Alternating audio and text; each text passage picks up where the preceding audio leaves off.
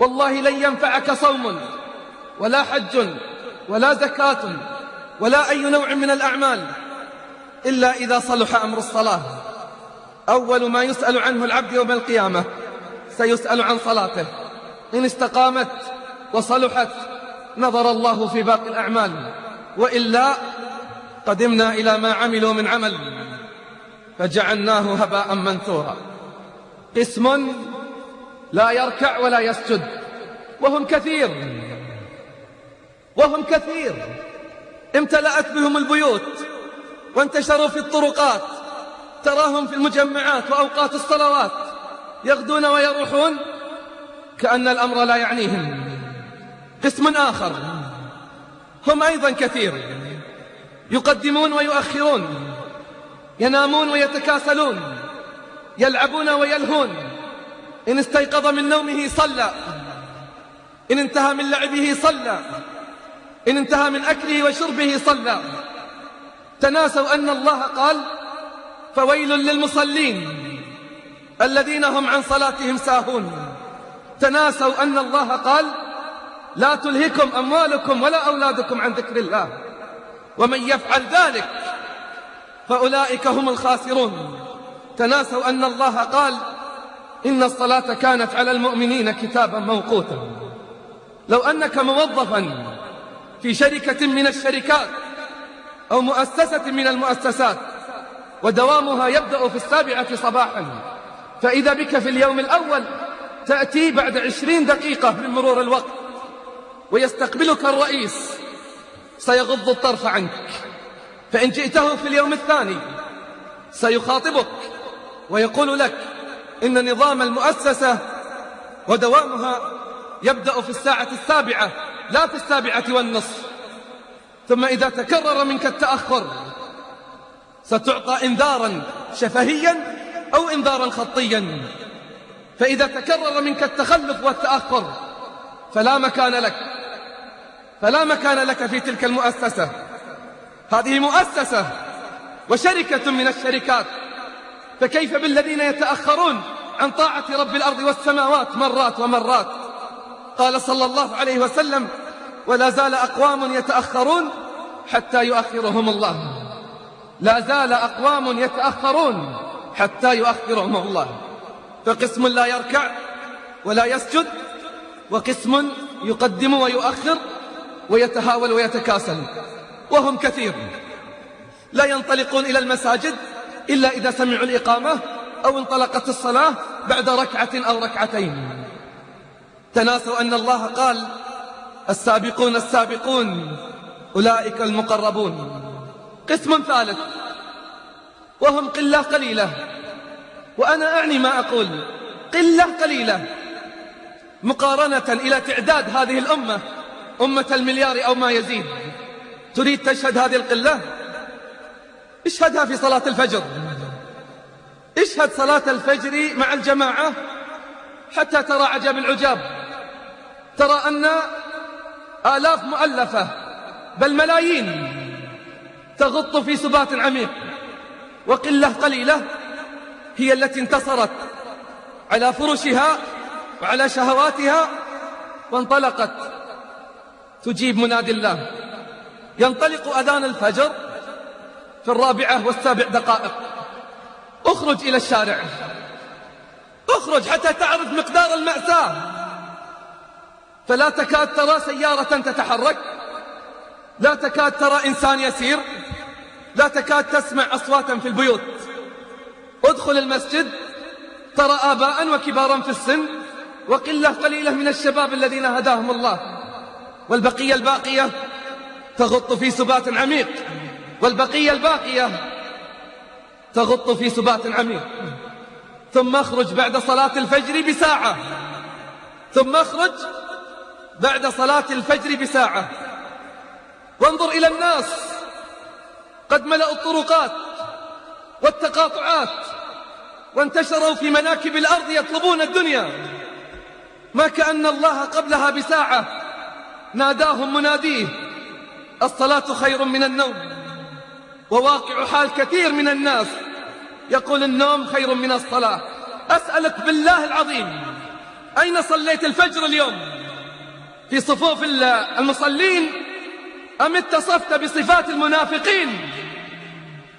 أليس أثقل الصلوات عليهم صلاة الفجر وصلاة العشاء؟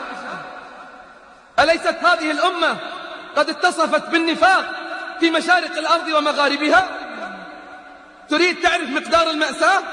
اسمع بارك الله فيك. زرت ثانوية من الثانويات منذ أيام مضت، وبعد أخذ وعطاء تعداد المدرسة أكثر من 800 طالب في ريعان الشباب، أعمارهم تجاوزت 18 و19 و20 عاما، رجال المفترض أنهم يغيروا الواقع، أنهم يبدلوا الحال. سألتهم بعد أخذ وعطاء: أصدقوني في سؤالي هذا، من منكم صلى الفجر في جماعة؟ كم تظن؟ من 800 100 200 أم 3 أم 400؟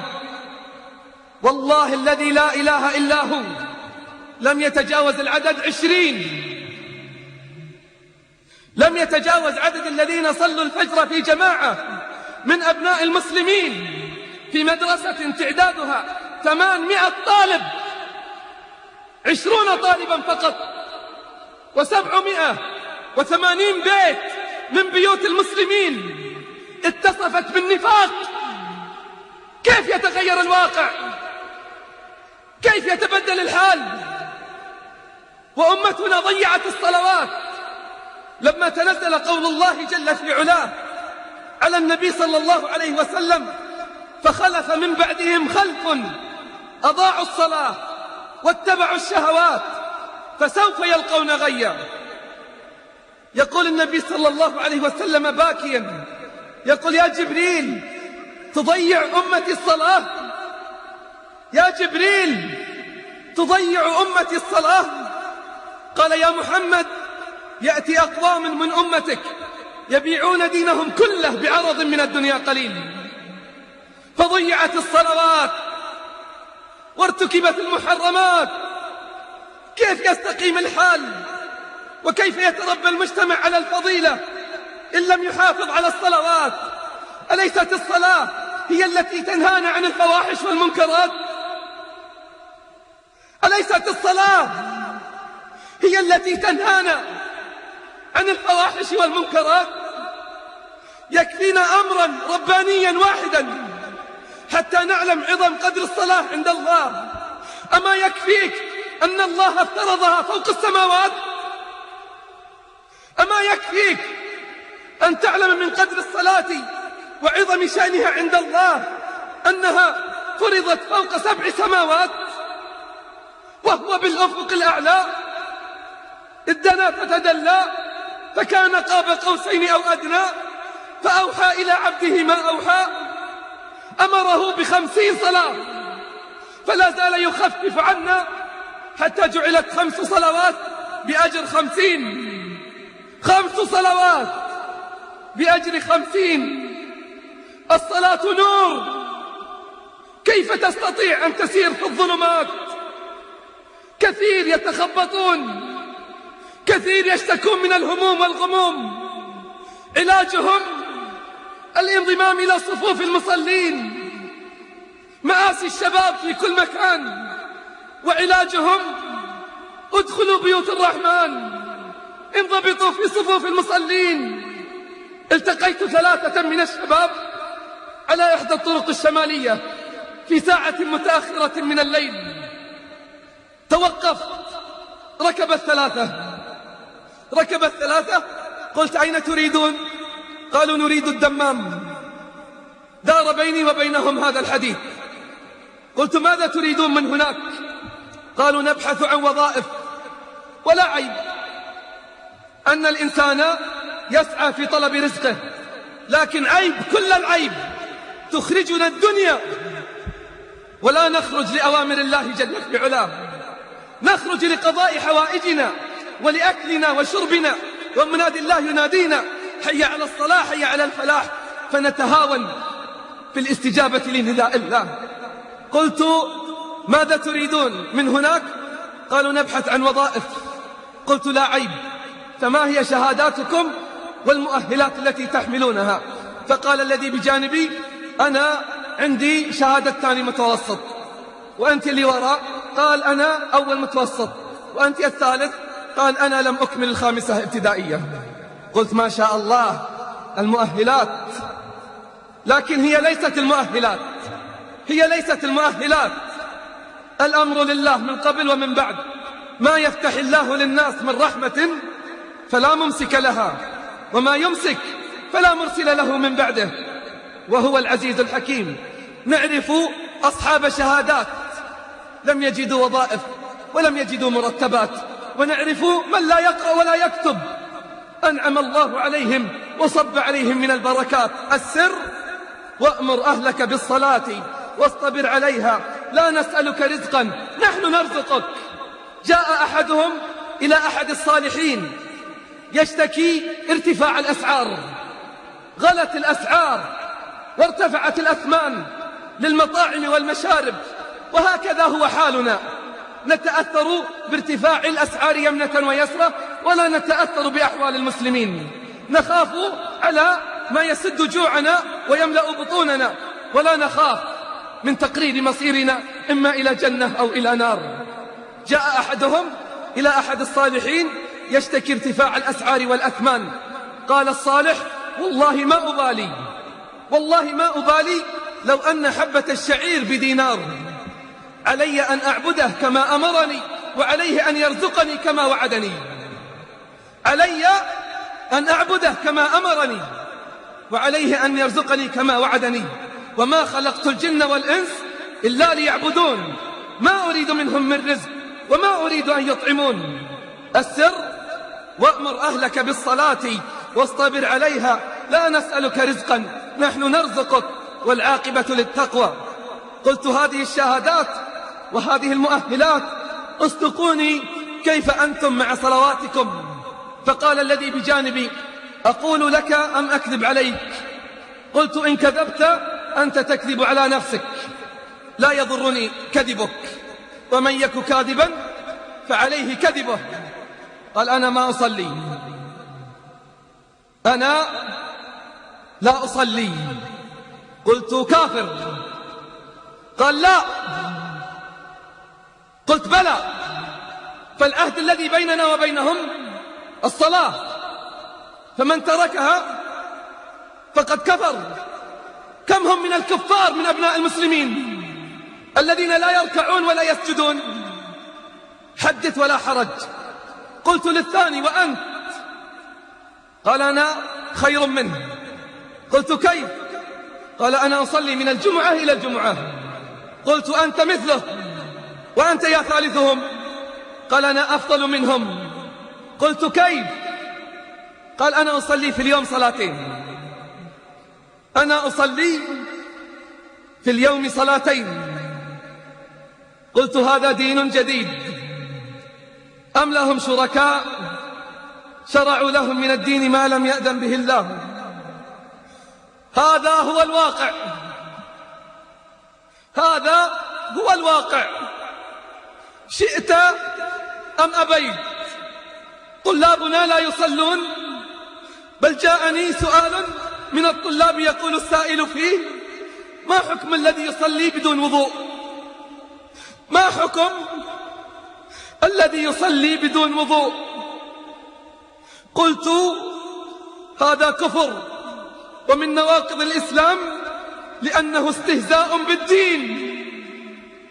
هل يخفى عليه أو على كثير من أمثاله أنه لا صلاة لمن لا طهور له؟ هل يخفى عليه أن عمود الدين هو الصلاة؟ حتى البنات، هذا واقع الأولاد. اسمع واقع البنات بارك الله فيك. تقول إحدى قريباتي تعمل مدرسة في مدرسة من المدارس: خرجت من غرفة المدرسات فإذا بطالبتين بجانب الغرفة يتبادلان الحديث، فإذا إحداهما تقول للأخرى: لماذا لا تصلين معنا في المصلى؟ لماذا لا تصلين معنا في المصلى؟ قالت: أنا حتى في البيت ما أصلي، أنا حتى في البيت لا أصلي، وأزيدك من الشعر بيتا، أهلي كذلك لا يصلون. قالت: أزيدك من الشعر بيتا، أنا في البيت لا أصلي أيضا، وأهلي كذلك لا يصلون. ألا يظن أولئك أنهم مبعوثون؟ والله لو أن القلوب سليمة لتقطعت ألما من الحرمان، ولكنها سكرى بحب حياتها الدنيا، وسوف تفيق بعد زمان. متى ستنضم إلى صفوف المصلين وستكون من الذين هم على صلاتهم دائمون، وستكون من الذين هم على صلاتهم يحافظون؟ متى ستستقيم وتعلم أن أعظم أمور الدين بعد توحيد الله المحافظة على الصلوات، والمسارعة إلى المساجد، والمحافظة على تكبيرات الإحرام؟ عباد الله، أوصيكم ونفسي بتقوى الله. اتقوا الله عباد الله، واتقوا يوما ترجعون فيه إلى الله، واعلموا أن من صفات المتقين أنهم على صلاتهم يحافظون. كيف تستطيع أن تواجه متقلبات الحياة إلا إذا انضممت واستقمت في صفوف المصلين؟ قال الله جل في علاه: إن الإنسان خلق هلوعا إذا مسه الشر جزوعا وإذا مسه الخير منوعا إلا المصلين. أي المصلين؟ الذين لا يصلون إلا من الجمعة إلى الجمعة، أو الذين يصلون صلاتين في اليوم، أو الذين يتقدمون ويتأخرون؟ إلا المصلين الذين هم على صلاتهم دائمون، ثم أثمرت صلواتهم أخلاقا وخشية في حياتهم، والذين هم من عذاب ربهم مشفقون. إن عذاب ربهم غير مأمون. من أين أتت الخشية؟ أتت من المحافظة على الصلوات. والذين هم لأماناتهم وعهدهم راعون. كيف أدوا الأمانات وحفظوا الحقوق إلا لما حافظوا على الصلوات؟ والذين هم لفروجهم حافظون إلا على أزواجهم أو ما ملكت أيمانهم فإنهم غير ملومين. كيف حصنوا الفروج وغضوا الأبصار إلا لأنهم من الذين هم على صلاتهم دائمون؟ فإذا جاءت المداومة وجاءت المحافظة، اسمع النتيجة بارك الله فيك: أولئك في جنات مكرمون. أولئك في جنات مكرمون. والله لن تتقرب إلى الله بقربه أعظم من المحافظة على الصلوات. يقول أنس: بينما كنا جلوس عند النبي صلى الله عليه وسلم إذ دخل علينا رجل لا نعرفه، قال: أين هو ابن عبد المطلب؟ قلنا: ذلك الأبيض الأمهق، أبيض مشرب بحمرة صلوات ربي وسلامه عليه، إذا تبسم كان وجهه كفلقة القمر. قلنا: ذلك الأبيض الأمهق. فجاءه وقال: يا ابن عبد المطلب، إني سائلك ومشدد عليك السؤال. وكان متكئا فجلس. قال: يا محمد، من الذي رفع السماء؟ قلت: الله. قلت: يا محمد، ومن الذي بسط الأرض؟ قال: الله. قال: ومن الذي نصب الجبال يا محمد؟ قال: الله. قال: أسألك بالذي رفع السماء وبسط الأرض ونصب الجبال، الله أرسلك إلينا رسولا؟ أسألك بالذي رفع السماء وبسط الأرض ونصب الجبال، الله أرسلك إلينا رسولا؟ فاحمر وجهه صلى الله عليه وسلم وقال: اللهم نعم. قال: أسألك بالذي رفع وبسط ونصب وأرسلك إلينا رسولا، الله أمرك أن تأمرنا ب5 صلوات في اليوم والليلة؟ قال: اللهم نعم. الله أمرك أن تأمرنا بالصيام؟ قال: اللهم نعم. قال: الله أمرك أن تأمرنا بأداء الزكاة؟ قال اللهم نعم، الله أمرك أن تأمرنا بحج بيت الله الحرام؟ قال اللهم نعم. قال والذي بعثك بالحق والذي رفع السماء وبسط الأرض ونصب الجبال وأرسلك إلينا رسولا لأحافظن على الصلاة ولأصومن رمضان وأعطي الزكاة وأحج البيت ولا أزيد على ذلك. فلما انطلق قال النبي صلى الله عليه وسلم إن صدق دخل الجنة، إن صدق فيما قال وحافظ على الصلوات وصام رمضان وأدى الزكاة وحج بيت الله الحرام دخل الجنة. تأمل بارك الله فيك، تأمل رعاك الله. الزكاة قد تسقط في حال من الأحوال إن لم يكن عندك مال، إن لم يكن عندك ما يستوجب الزكاة فلا زكاة عليك. والصيام يسقط للأعذار. ومن كان منكم مريضا أو على سفر فعدة من أيام أخر. الحج لمن استطاع إليه سبيلا. لكن قل لي بالله العظيم، هل تسقط الصلاة في أي حال من الأحوال؟ إذا لو حافظ على صلاته دخل الجنة. في الحديث قال النبي صلى الله عليه وسلم كان حقا على الله من لقى الله وهو يحافظ على هذه الصلوات أن يدخله الجنة. حق على الله من لقي الله وهو محافظ على هذه الصلوات أن يدخله الجنة. قال أبو ذر وإن زنى وإن سرق؟ قال وإن زنى وإن سرق. قال يا رسول الله وإن زنى وإن سرق؟ قال وإن زنى وإن سرق. فأعادها في الثالثة فقال صلى الله عليه وسلم رغم أنف أبي ذر 5 صلوات من أداهن حيث ينادى بهن كن له نورا وضياء وبرهانا يوم القيامة، ومن ضيعهن فلا يلومن إلا نفسه، ومن ضيعهن فلا يلومن إلا نفسه. أطلت عليكم لكن الحديث خطير والقضية مهمة. أبناؤنا يموتون على غير صلوات، بل حتى الشيب تهاونوا في أدائها. مات رجل في 70 من عمره منذ فترة ماضية، سألونا نصلي عليه أم لا نصلي؟ قلت ولماذا لا تصلون عليه؟ قالوا ما سجد لله سجدة من قبل. مات أحد الشباب في مقتبل العمر، فلما غسلوه وبدأوا بتغسيله انقلبت بشرته من البياض الشديد إلى السواد الشديد. خاف المغسلون وخرجوا من مكان التغسيل فإذا بالأب في خارج المغتسل يدخن. قالوا من الميت؟ ميتكم؟ قال نعم. قالوا ما خبر هذا؟ قال الأب لم يكن من المصلين. قلنا خذوه أنتم غسلوه وأنتم كفنوه. وما ظلمهم الله ولكن أنفسهم كانوا يظلمون. والعكس بالعكس، مات أحد الأخيار في مقتبل العمر، آمر بالمعروف ناهي عن المنكر مسابق للصفوف الأولى، ما تخلف عن الفجر يوما يدعو ويعظ بالموعظة والذكرى الحسنة. فلما مات يقول أحد مشايخنا أنا الذي غسلته وكفنته.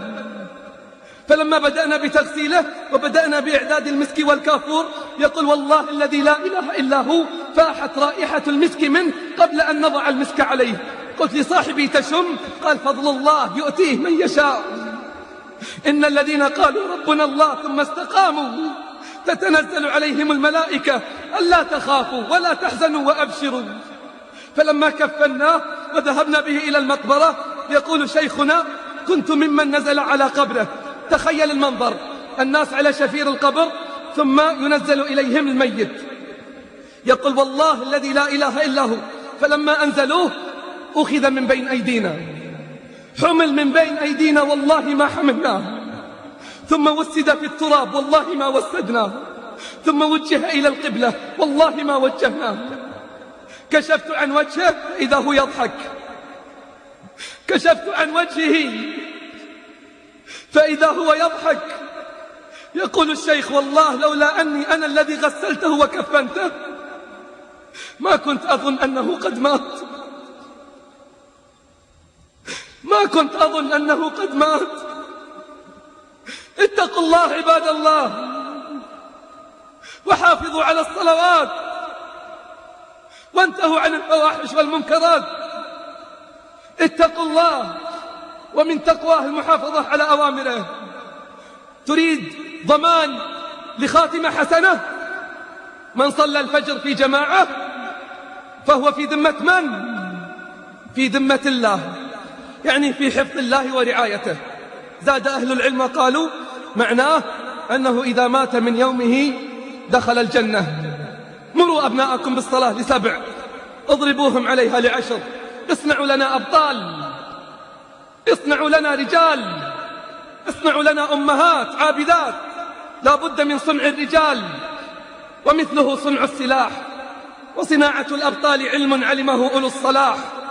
من لم يلقن أصله من أهله فقد النجاح. لا يصنع الأبطال إلا في مساجدنا الفساح، في روضة القرآن، في ظل الأحاديث الصحاح. شعب بغير عقيدة ورق يدريه الرياح. من خان حي على الصلاة يخون حي على الكفاح. اللهم أرنا الحق حقا وارزقنا اتباعه، وأرنا الباطل باطلا وارزقنا اجتنابه. اللهم حبب إلينا الإيمان وزينه في قلوبنا، وكره إلينا الكفر والفسوق والعصيان. اجعلنا من الراشدين. هل سنراك بعد هذا الكلام تسابق المصلين إلى الصفوف الأولى، أم ستستمر في التخلف مع المتخلفين؟ وقد أعذر من أنذر. اللهم اجعلنا من الذين هم على صلاتهم دائمون، ومن الذين هم على صلاتهم يحافظون، ومن الذين هم في صلاتهم خاشعون.